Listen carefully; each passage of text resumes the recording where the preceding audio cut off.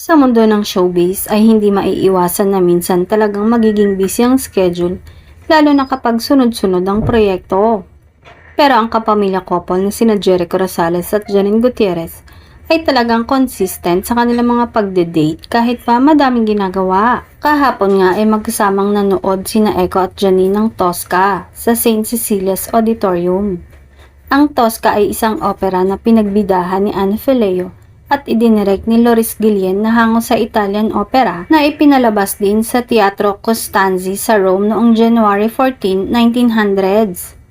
Maaalalang mahilig ang aktor na si Jericho sa opera at minsan na din siyang nag-perform sa teatro noong namahinga siya sa showbiz. Nakakakilig nga dahil pati ang girlfriend niyang si Janine ay nakakasabay at nahihiligan na din kung ano ang mga hilig ng kanyang boyfriend.